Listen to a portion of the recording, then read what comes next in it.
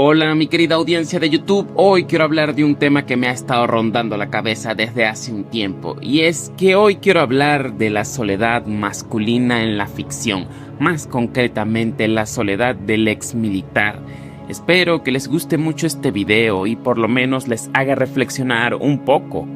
Recuerda que te habla tu amigo Aaron Darko, y si quieres apoyar mi contenido, por favor no olvides darle like, suscribir y compartir. Muchas gracias, eso me ayuda a hacer crecer esta pequeña comunidad.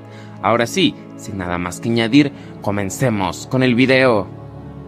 ¿Saben una cosa? Hay una clase de soledad que me parece especialmente interesante, porque no siempre se parece a la sensación de estar solo. A veces un hombre puede tener gente alrededor, hablar con otras personas, trabajar, salir a la calle y aún así vivir completamente aislado. Porque por lo menos para mí la soledad no consiste únicamente en la ausencia de compañía, sino más bien en la sensación de que no existe nadie con quien realmente puedas bajar la guardia. No existe nadie con el que realmente puedas ser tú mismo. Y creo que durante mucho tiempo a los hombres se nos ha enseñado de una forma bastante silenciosa a convivir con eso. No necesariamente porque se nos diga literalmente que estar solos es bueno, sino porque muchas veces se nos enseña que pedir ayuda puede ser visto como una debilidad, que mostrar miedo es vergonzoso, que debemos resolver nuestros problemas por nuestra cuenta y que cuando algo nos destruye por dentro, lo correcto es simplemente aguantar. El problema es que aguantar es algo muy diferente a superar, y cuando esa mentalidad se mezcla con una profesión diseñada precisamente para convertir a un hombre en alguien resistente, disciplinado, desconfiado y preparado para enfrentarse a la violencia, aparece una forma de soledad todavía más extrema, la del hombre que ha aprendido a sobrevivir, pero que ya no sabe cómo vivir. Esto es especialmente importante cuando hablamos de un veterano, porque un soldado no solamente abandona su casa durante unos meses y después regresa. Durante la guerra se introduce en una realidad completamente diferente, con sus propias reglas, jerarquías, códigos y vínculos.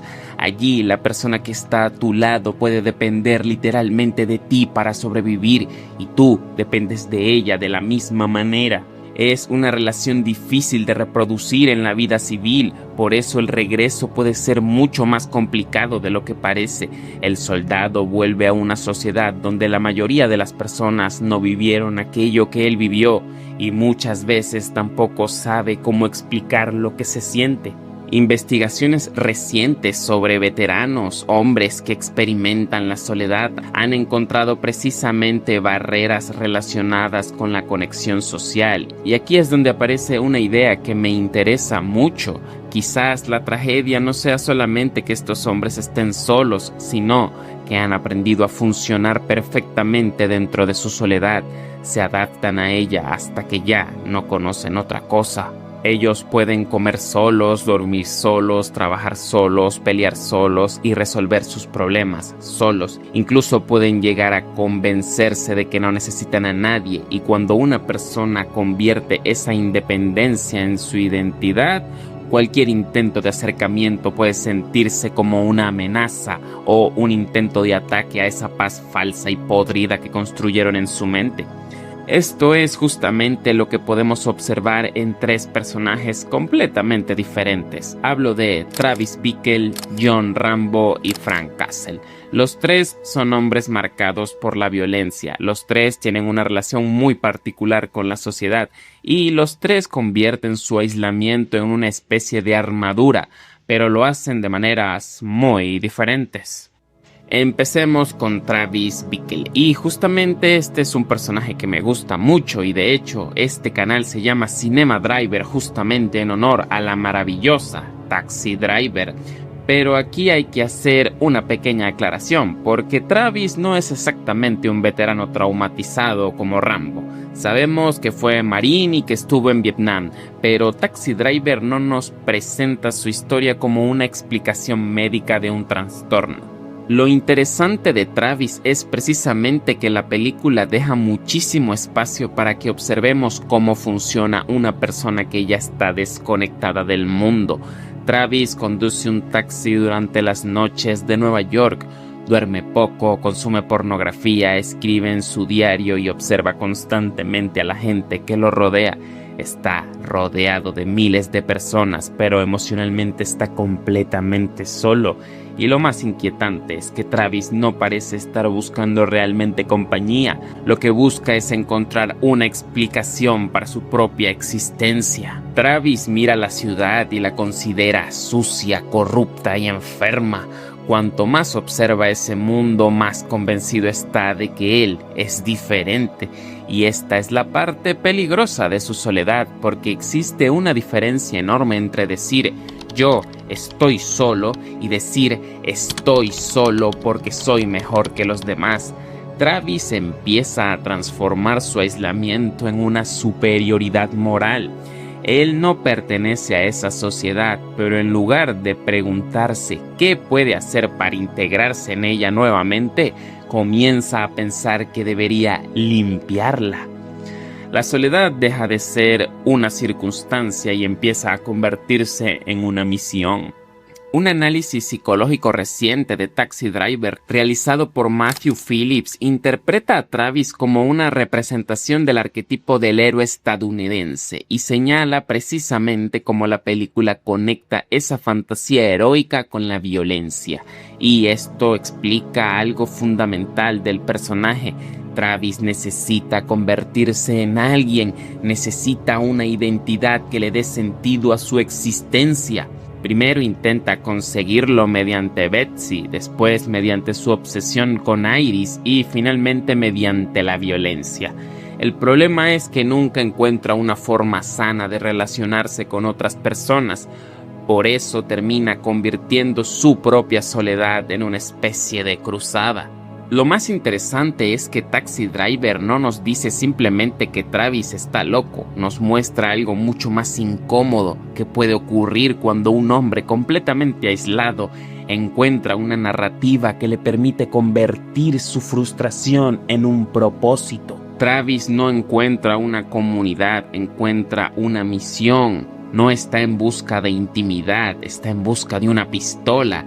No encuentra una forma de expresar su dolor, encuentra violencia. Y por eso su soledad resulta tan aterradora, porque no permanece pasiva, sino que evoluciona y lo termina convirtiendo en un antisocial con un complejo de héroe frustrado. Ahora pasamos con uno todavía más jodido, John Rambo, porque debo aclarar que Travis a mi parecer representa al hombre que se pierde dentro de su aislamiento. Rambo por otro lado representa al hombre que ya no sabe regresar de él. First Blood es una película muchísimo más triste de lo que su fama como película de acción hace pensar. Rambo llega a un pequeño pueblo buscando a un antiguo compañero de Vietnam, buscando a uno de los pocos que lo comprenden, buscando uno de los últimos fragmentos de su alma que lo siguen conectando con la realidad, pero lamentablemente descubre que ha muerto. Poco después, el sheriff lo expulsa de la ciudad. Lo que viene después es una escalada de violencia, pero es importante entender que Rambo no llega al pueblo buscando una guerra, llega buscando a alguien que todavía forme parte de su pasado. No encuentra a nadie.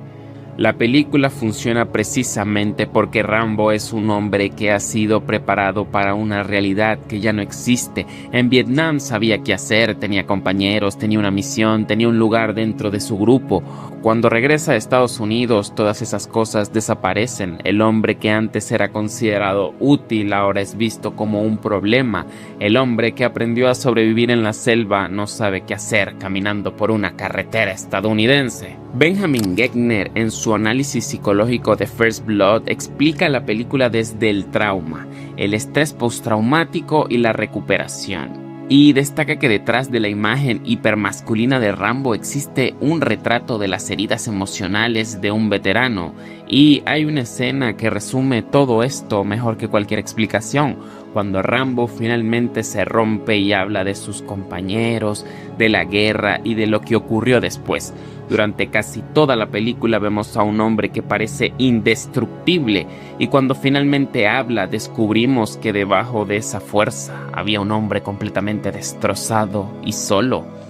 Por eso Rambo me parece tan importante para hablar de soledad masculina, porque él no sabe pedir ayuda, no sabe explicar lo que le ocurre. Su lenguaje es el lenguaje que aprendió en el ejército: resistir, avanzar, sobrevivir. Y cuando una persona solo tiene ese lenguaje, incluso el sufrimiento termina expresándose mediante acciones.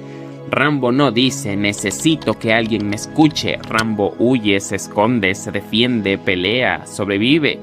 Y cuando finalmente habla, lo hace porque ya no puede soportar seguir cargando con todo él solo. Y aquí es donde la película resulta especialmente cruel. Rambo necesita que alguien sea capaz de ver que debajo de esa fuerza hay un hombre que está sufriendo. El problema es que durante buena parte de la historia nadie lo mira de esa manera.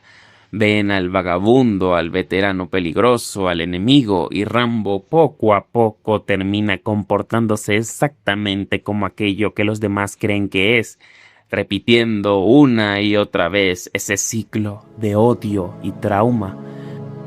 Y finalmente llegamos a Frank Castle, The Punisher. Si Travis representa la soledad que se convierte en resentimiento y Rambo representa la soledad provocada por la incapacidad de regresar a la vida civil, Frank representa algo todavía más radical. Frank es el hombre que decide que su soledad es su nueva identidad.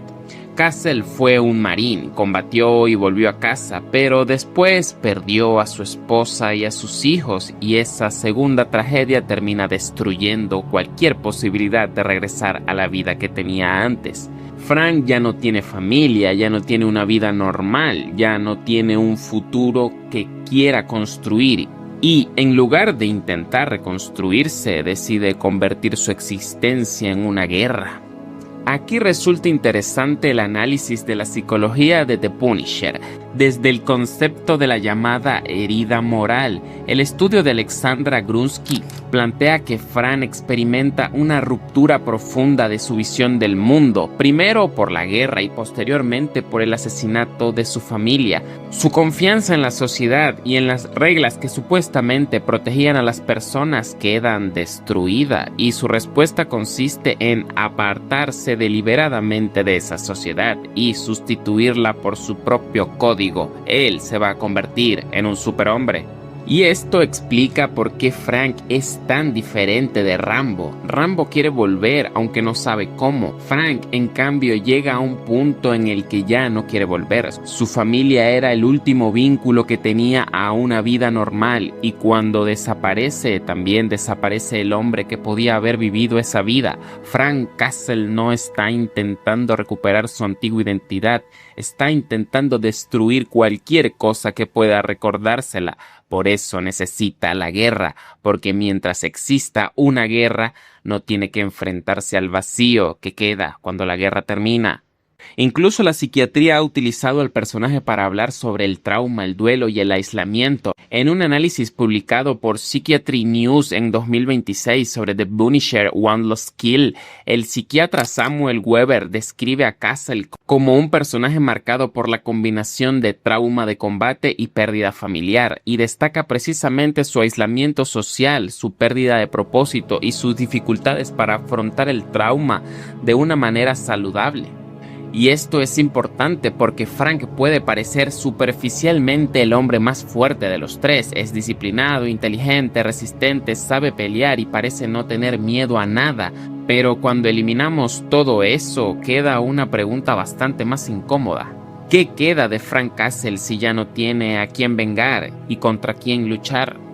Ese es el patrón que une a los tres. Travis necesita una misión porque no tiene ninguna conexión. Rambo necesita sobrevivir porque perdió el mundo al que pertenecía. Frank necesita una guerra porque perdió todo aquello que hacía que la vida fuera algo más que sobrevivir. Y los tres utilizan una característica muy asociada tradicionalmente con la masculinidad para esconder su vulnerabilidad.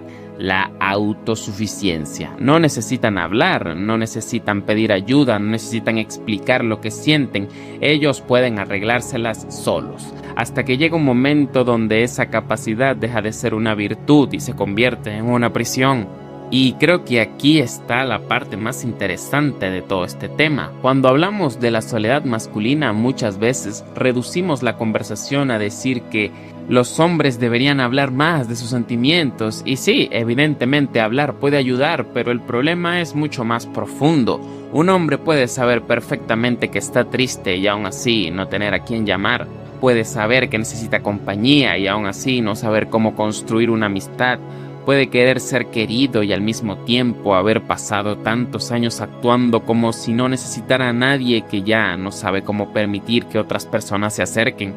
Eso es lo que hace tan poderosa la figura del hombre militar solitario, porque el ejército lleva algunas de estas cualidades hasta el extremo: disciplina, autosuficiencia, control emocional, obediencia, resistencia al dolor y capacidad de actuar bajo presión. Todas son cualidades que pueden salvarte la vida en determinadas situaciones. El problema aparece cuando intentas utilizarlas para vivir en una vida normal.